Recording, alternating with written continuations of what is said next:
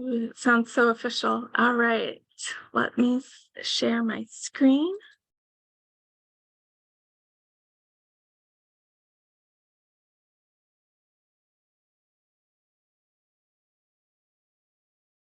All right, let me see. All right. Oops.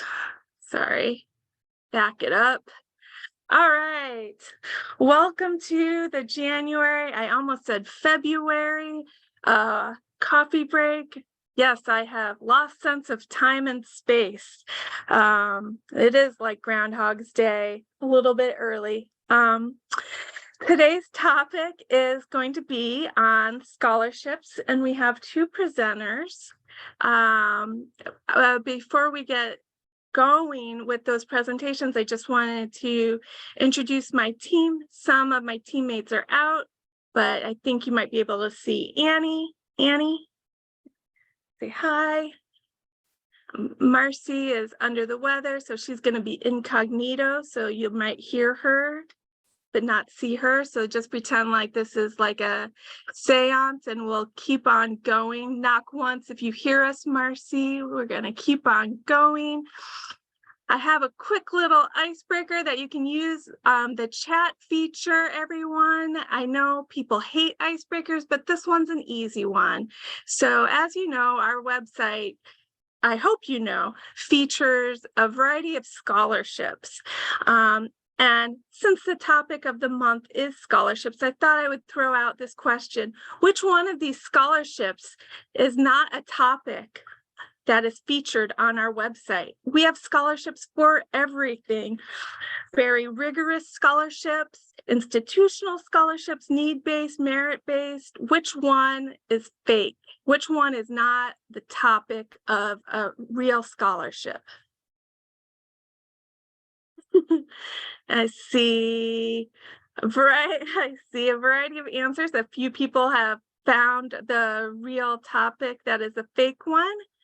It is, spoiler alert, Jeff had the best answer, but it is clowns. Clowns is, we do not feature that on our website, and I guess you could attribute that to my hatred and fear of clowns. And I'm sure there is probably a real scholarship. Honestly, if we Google it, I bet you there is a scholarship for clowns. But these other topics are actual scholarships that are included on our website. So you don't have to be 18. You don't have to be a 4.0 student. You don't have to be the most economically needy student. You could just be a tall girl who likes ice cream and made a dress out of duct tape. And you could win, you know, your chance to go on to pursue education beyond high school. So students often, you know, get caught up in thinking they're not going to qualify, but there's scholarships for everything. So we have just a couple updates today. We're going to hear from two different school districts on their scholarship activities. We'll have time for a breakout, and then we'll talk about next month's coffee break. Let's see. Oh, is Dan here today? Dan, I don't know if you wanted to do a quick shout out about your site visits and check-ins. I left this in just in case. Yeah, I appreciate that. I will be flying over the mountains to come out to Spokane in a couple of weeks, as well as some of my friends in Central Washington. So keep an eye out for emails. I'll be reaching out to you just to confirm those coming up. Thanks for adding me in there, Beth. No problem. All right. And as always, Annie is our 7th year expert. Annie, do you want to give a quick shout out on your work? Absolutely. Thanks, Beth. Yep, this is just a reminder that we are no longer slowly but surely moving towards the 7th year. It feels pretty much just surely at this point. So Marcy sent out an email yesterday that I encourage you all to read through, get familiar with.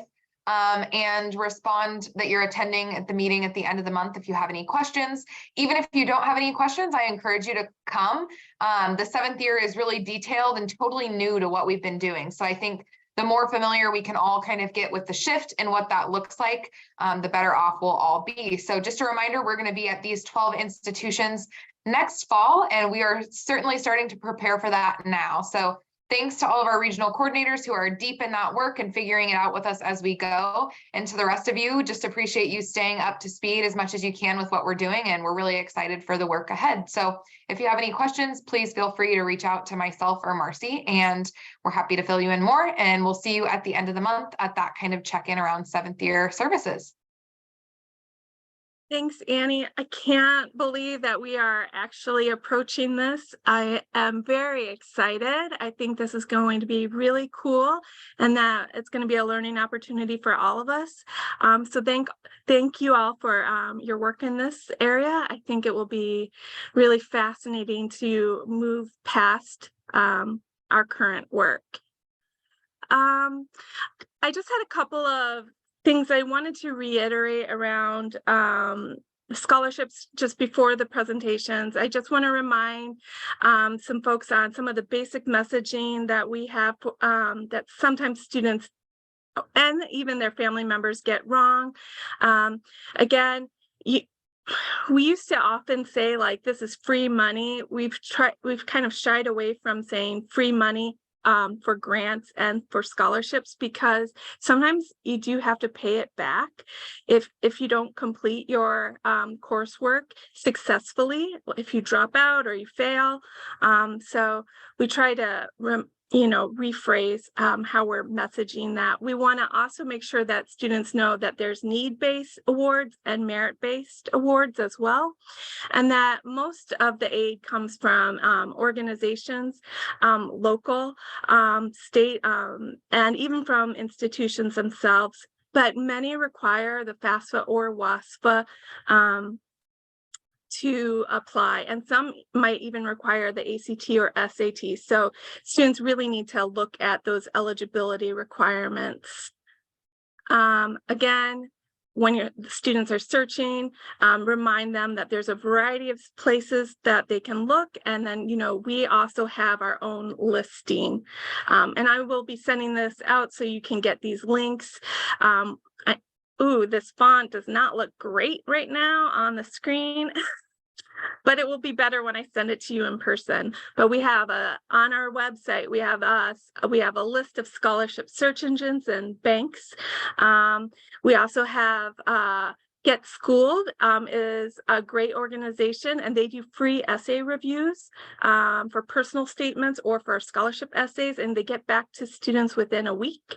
We have a whole listing of annual scholarships, and then we also have some tips and tricks and other advice on our website. So be sure to check that out. And then just one other resource, I think this is the last one that I wanted to showcase, is the Washington State Opportunity Scholarship. We've talked about this in the past, but there is something that is newer in the past few years is that they now have a CTE scholarship as well as a baccalaureate scholarship. They still don't really have a lot of information for a grad school, but that's not our wheelhouse, so I'm not too worried about that.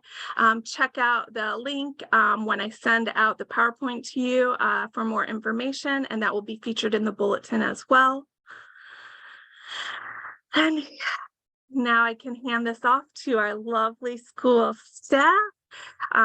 Again, our 714 presentations are a chance for you to hear ideas from other schools and see if there's anything that you can replicate and problem solve with other folks. And first up, we're going to start off with Inchelium, and then we have Vancouver Public Schools. Christina, I have your PowerPoint included in my PowerPoint, so I can either flip through or I can hand off the control to you and you can open up your own PowerPoint. It's up to you based on your comfort level. Can we just open it up to my own PowerPoint, and then that way it'll be easy enough to flip through? Yeah, I would do the same. All right. You should be able to share your screen if you see on the bottom Okay, as an option. If not, I might have to. there it is. Okay, yeah, sorry. Took me just a That's- moment there. Okay. And, all right. Okay, good afternoon, everybody. We were able to do a scholarship workshop with all of our seniors this year, and all of our seniors are Gear Up students also. And ours was on the Zombie Apocalypse Scholarship Activity. I popped the link in here, but you can also find the link on the Gear Up website just by typing in the search bar Zombie Apocalypse, and it comes up really easy. And what we were able to do this year, and we've been kind of working on the last couple years, is we were able to pair with our English class, our English 12. And luckily for me, I work with Alice Whitney, who is not only our English teacher, but also our graduate specialist for Gear Up. And so we were able to take our senior project class and our English 12 and do a scholarship entry along with an English assignment. And then I kind of just wrote down the process. So if you happen to go back and glance at all of these slides and everything, it kind of gets it all on one slide, but I have more details on the next. So the first thing that we did, and sorry, let me just move this bar. It's kind of, okay. We pulled out the scholarship pitfalls and strategies, and this form is in the activity. So it comes with it. And as a whole group, we just kind of went over, okay, what are some pitfalls? What are some great strategies to get over this? And one of the main ones that we focused on is not following instructions. Because I don't know what it is, but our students are gung-ho about things, like jump right in, and then they're like, hey, I don't understand this. I'm like, did you read the instructions? You're like, no. And I'm like, well, yeah, that's gonna make it more difficult. So we really, really press on that one. Please read the instructions no matter what you do before you fill out a scholarship or a college application or, hey, a basic assignment in your class. So we really encouraged that. So they each got a copy of this. And then, like I said, we went over this as a whole group. And then, oops. And then we went over all the directions for the activity, again, as a whole group, to really certify that we know exactly what we're doing and what is required of this scholarship. And then we broke them into small groups and divided out the submissions. And there's 8 submissions altogether. And these were really cute. I love the names. They're all like play on words and everything. So it makes it kind of fun, especially for some of the kids that I'm like, did you guys get the name? And they kind of look at me like, huh? And I'm like, I say it for them and they finally get, I'm like, you'll be sorry. And it's like, oh, okay. I'm like, yeah, okay, mom jokes, but you know, it works. And luckily there's 8 submissions and there's some really good ones that are great essays, which are really good for the kids to see, like, this is how they follow the instructions. They did a great job. And there's other ones that are not so great. And that's really good for them to see also, like, what went wrong with this one? Some of them right from the start. And then each of the groups grade each submission. Sometimes when we were short on time, we might give like each group 3 different submissions and they just had those to go over. But they had basic requirements that they needed, that the submissions needed to meet. And these are on the forms and everything. So there's attached right to the activity, basic grammar and organization. The student had to write about a plan to escape the zombies, where would they would hide, and the top 5 things to bring. And then they have a scoring rubric that they would use. And so we would come back together as a group and discuss why each of the groups scored the different submissions the way they did. A lot of times it was kind of cool because the kids would almost get into fights, which was kind of neat in a good way, over like why they thought this one was a 2 and why this one was a 3 or 1. And then sometimes I'd have to go, okay, you guys, excellent, but did they meet the basic requirements? And somebody might go, well, actually, no, because they had too many words. And I'd say, you know what? When they're scoring 100, 1,000 of these, if you don't meet the basic requirements, yours goes in the garbage. They don't even look. You could have the best essay in the world, but if you don't meet the basic requirements, they're not going to bother. So I said, please, please, again, read your instructions, read your requirements. I think we went over that a lot, but I really wanted to kind of, hammer that in. So after we did all of those things, then the students had a chance to write their own essays for this scholarship. And so they submitted it to their English teacher for an English grade, and then we're actually able to also submit it to Unigo for a potential scholarship. So it was really kind of cool, and my teachers are really great here, and they allow me to do a lot of my Gear Up projects during school time, but this kind of helped branch it together, or excuse me, combine it together, so it wasn't just me taking time out of their subject, that it could also be go along perfectly kind of with the English class. So that was kind of it in a nutshell, kind of fast. Does anybody have any questions or anything?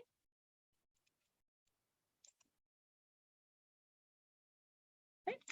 That is all I have. Thank you, guys. Nice work, Christina. Yeah, it also kind of reminds me of grant writing as well, like those same types of skills, or applying for a job too. Sometimes Yeah. like when you could actually have like a really compelling case, but you don't follow the instructions. So Yeah. you're right. Sometimes when people are just scoring these and they just have to crank through them. Yeah. Yeah. Can you let That us know sounds if anybody, fun. can you let us know if anybody gets the scholarship? Definitely. Yes, I will. Crossing fingers. I know I had some students, we did this in the middle of October. Some of them didn't get the chance to submit it, but they still got it for their English grade, but I did have a couple put in. So I'm hoping, but I know this is one that's, I think it's across the US too, but you never know. Annual scholarship. So if Yes. they missed it, they should go ahead and submit it now, even Actually, because you it will never be know. open. Yeah, it will be open for 2023. Mhm. So awesome. And majority of them fit in within the age. So I said, yeah, you don't get it this year, try again next year or submit it. Yeah. Yeah, Unigo has a lot of scholarships for 13 and up, and a lot that are only about a 250-word essay. So I feel like Unigo has these scholarships that are a great way to kind of introduce or hook some people that might be a little intimidated. So Yeah. that's a Yeah. great resource. Well, thank you.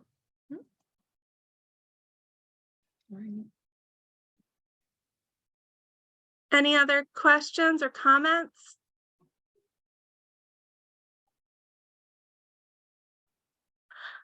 All right. Well, thank you, Christina. If you stop sharing your screen, I can switch it to Vancouver's presentation, or Vancouver. Brandy, do you want to pull up your own presentation and Yep. steer it yourself? Sure. Whichever. Okay. If you already have it up, I can just say slide 2, slide All 3. right. That also works. I can do that. That's All right. no problem. Let me see. All right. Hey, you guys can you do a thumbs up if you can see my screen? Okay, good. All right, let me do this little presentation mode. Oops, I'm sorry. Here you go. Right there. Yep. All right, cool. So some of it's going to be a repeat, so I apologize for those pieces, but I took a little different spin on this presentation. So this does not meet all the font requirements, this page, but I did want to get on here. There's 5 of our state schools that have these additional scholarship applications, massive pools of money that our students have access to. And I know it can be so overwhelming when tons of students are like, I need help with my writing. I need help with my writing. Will you help me edit this? So I just wanted to present one approach that I have been using for a long time. So that's what I'm going to do in this presentation. Slide 2. All right, so I've been using this approach since I was 18 and worked for the WSU Writing Center as a writing consultant. And it's best done one-on-one, and it can happen over several sessions. Almost all of the things that I'm doing with scholarships and FAFSA happen one-on-one. I feel like that has really been where the magic has been for me this fall. For this editing process, you can do it one-on-one. You can also decide that you want to use it to teach peer writing workshops. I believe it is effective, and I've been able to help many students and really adults with their writing using this strategy. let's go. Slide 3. Okay. So step 1 is to read through the rubric if it exists and read the entire prompt before you ever read any student writing. If the student writing that you review does not answer each part of the prompt, or it doesn't meet every piece of the rubric, then there's no reason to look at anything else. So that could include things like more words than what it asks for. It can include things like going off topic, right? And so your student could write the most beautiful essay in the world, but still receive a rejection letter. So if they didn't answer the question, if they didn't follow the rubric, you do not need to move forward. You have to rework it right there. Slide 4, please. And since the assignment is really the most important piece, I believe it deserved a second slide. So go ahead and just look at this writing prompt. It is chock full of things that they're looking for. I had a student write about this and they wrote so much about the conversation, they didn't even get to how it influenced them. And their writing was beautiful. I learned way more about their relationship with the parent, and there were basically no grammar errors in that whole thing. However, there's no way they would have won that money. So I didn't edit any further. We had to rework from the basics. It's crucial that we understand what needs to be included before we even read our students' writing. If they don't answer all the parts, they aren't going to win the money. If it's a class assignment, they aren't going to do well on that paper. So I want to really encourage us. We tell students, hey, did you read all the directions? As editors, did we read all the directions before we read the writing? Slide 5. Right. Once you have indeed established that your student has answered the question, you can read the paper for focus. Here you ask questions like, does my student provide context and then support the main ideas in their thesis throughout their writing? Is the main point broad enough, or is it too broad? People tend to drift away. We want to make sure that we keep them on the main points. Slide 6.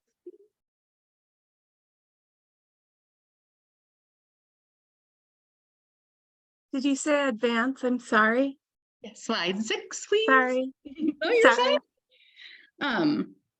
So from here, if we've addressed the assignment and it's focused, we can move on for organization. And so a lot of times teachers will write things like, it doesn't flow on the top of the paper. And I'm always left wondering, well, what do they mean? What they really mean is that they feel like they need a roadmap to understand the writing. So our students' writing really needs to have a logical development of ideas with a distinct beginning, middle, and end. And from experience, I know that that's easier to decipher when you have like 500 or more words. It's much more difficult actually to have all of that organization with 250 words or less, but the same principles apply. You need to have a really clear roadmap in your writing. If that's where they're at, we just look at organization here. If they have the assignment and focus, we don't look at anything else. You want to make it organized. If this piece is there, we can move on. Progress, please. Okay. So we can look at supports. What kind of examples and explanations did the student use to support the main idea? Supporting claims matter because it gives credibility to the points the writers are making. I have seen a whole bunch of students writing about community service, so I just wanted to use that as an example. What they do is they tell me all their clubs. I'm the secretary of Honor Society. I'm the vice president of HOSA. I'm also in Key Club. I do lots of community service. And then it ends. And so what's been really great is when I'm like, well, tell me more about an experience, right? And then you hear some really great things. And so an example is that I learned about this student who said, Well, I volunteer at the library once per month to restore bindings on books because I believe all kids should have access to books. In the Club HOSA, where I'm the president, over 100 of my peers work together to collect and donate over 1,200 books to the local library. Much more supported than just telling me a list of clubs and, hey, we do these activities. So we want to make sure, again, that our students support to explain, clarify, and illustrate their main points. Slide 8. All right.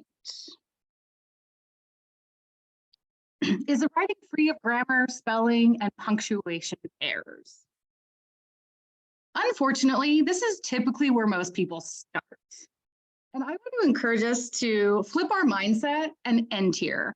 And this is for student writing with scholarships, but also for assignments. Yes, it is important. It is usually only 10% of the equation, even at a higher level. So I want to say, when you're reading, really try to go for this laugh.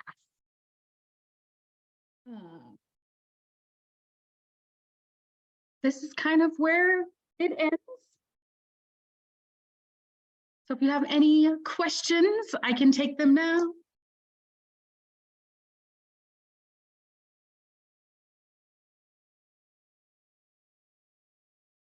I had a question, and I love that this presentation really connects with the activity that Enchelam did, in terms of really helping students not just apply for a scholarship, but actually think about how they are applying so that they actually have a chance of getting a scholarship. Sorry, there's somebody revving their motor outside. One of the things that I was wondering if either of you have done, when you have a student who is looking for help starting a scholarship application, do you help them break down or create maybe like a rubric or a chart? Do you help them figure out like if they have what is being asked of them, and so that they can double check at the end that they have followed the directions correctly? On the front end or on the back end? On the front end, you know. Yeah. So when this presentation really focuses on when somebody comes up to you and is like, Mr. You know, I need help with this essay that's already been completed. Yeah. If they said, I have this thing to create, then I would definitely sit with them ahead of time and read through it. And it might take 20 or 30 minutes to unpack, just like Christina did. Here are all the requirements. Here's what you need beforehand.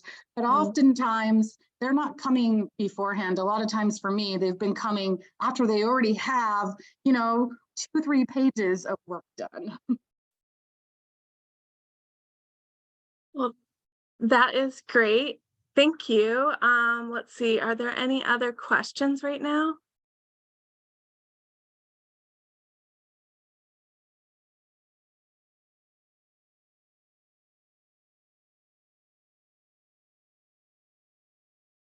All right, well, thank you both for doing your presentation and sharing the work that you're doing with students on scholarships. I really appreciate your brave souls to share with us, but also, you know, just to do the work itself with students and being so thoughtful is really appreciated. We do have some time. We are at about 2 o'clock. We have about 15 minutes left where we could do breakout sessions. And the last time we met, we kind of cobbled together our breakout session. So I wanted to talk to you guys about that this time. So I don't have any predetermined rooms. I wanted to see what your needs are, and you can feel free to type in the chat box or unmute. Feel free to share your opinion, but I was thinking we could have one room that is for like technical assistance. So if you need to talk to Marcy or Buffy or Dan or Annie, you know, you could go to that room. Last time in December, we ended up having this really late but in-depth and very fascinating conversation about the FAFSA opt-out forms and customizing that. And I kind of wanted to continue or I'll give you guys the chance to continue that conversation. And then we also have, we could also do one more room if we wanted to. So I just wanted to see what people were thinking.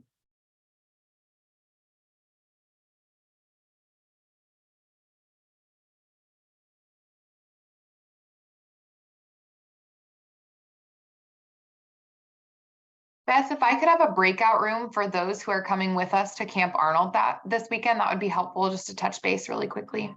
Okay. All right. I am doing one for Annie, one for FAFSA, and I guess that could be anything financial aid related. And then I'll do one for technical help from like Marcy and Buffy. All right, I'm going to open up the rooms and then I will give you guys a shout out when the time is ending, and we'll come back and you know, share out and close for the day. So I'm going to open the rooms. You should be able to pick your room. If not, and you need help, let me know and I can put you into a room. But I will see you soon.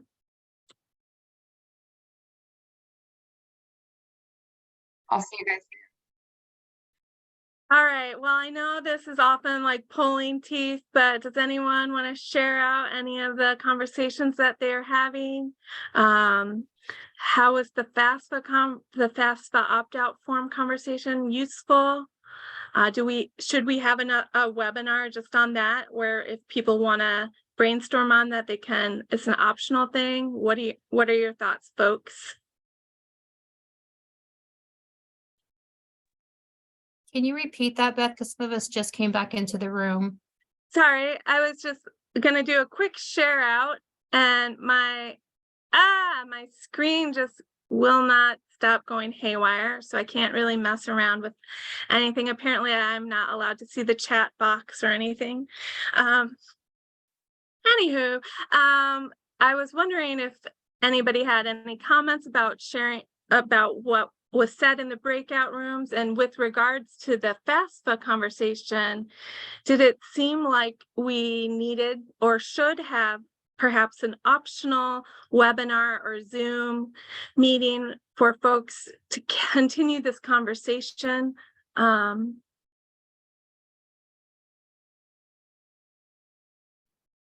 mean, personally, for me, I feel like a lot of us are